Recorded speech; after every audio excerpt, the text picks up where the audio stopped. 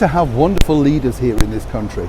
The brilliant Winston Churchill, a favourite of our late monarch Queen Elizabeth II, and then in more modern times, of course, the Right Honourable Margaret Thatcher. Plus, in some cases, we've had people that have made their mark on history, like Harold Wilson, who certainly knew how to connect with the younger generation. Let's not forget, he was the man who famously made sure that he stood by the then, of course, world famous Beatles, knowing full well that this would send his picture, his image around the world, and people would know exactly what Harold Wilson's policy stood for. In more modern times, of course, we have leaders like this. That's right, Angela Rayner and Sir Keir Starmer, the leader and deputy leader of the current British Labour Party, always ready to get down for a cause, tick a box, but not necessarily do too much for the great British public. And seemingly now their big plan for their forthcoming Labour Party conference has backfired, because now even their most devoted of followers are turning their backs. But is this truly right? Hi, good morning, Neil Sean here in the very heart of London. Nice to have your company today, and as ever, lovely to see you. Yes, this is a big breaking story over here, political one, but it also has a royal tinge as well, because as we basically come to terms with the loss of our late and wonderful monarch of 70 years, Queen Elizabeth II, what she really stood for was, of course, the great in Great Britain. She did so much as a global ambassador for the world, and it's only now, of course, that we're reaching forward and thinking exactly what will we miss. So you can imagine what it's like when you've got a Labour Party conference coming forward, and basically, you know, the Labour Party is struggling to get brand new youthful members who don't necessarily like their woke tick-boxing world.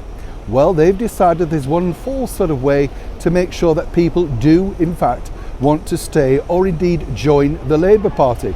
And it's this. Keir Starmer is on film claiming that the monarchy should be abolished. It's not really necessary, doesn't necessarily rate with him.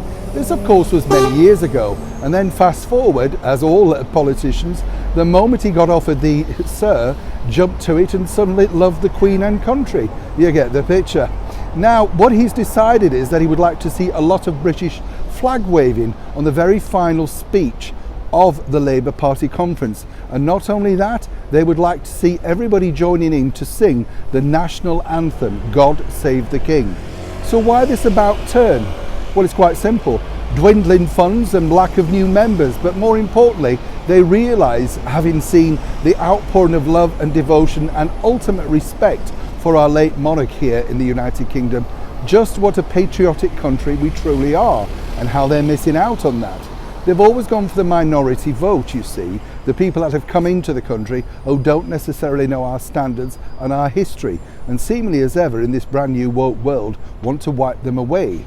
But it's hit the bit of a buffer, because lots of people are claiming that if this goes ahead, and remember, this is a party that you could vote in for in your own country, if this goes ahead, they're going to be leaving the hall. They refuse to wave the flag and refuse to sing the national anthem in honour of our brand new King Charles III. More importantly, what sort of country would we have if these two kneeling people were to be in charge? Frightening, I'm sure you'll agree.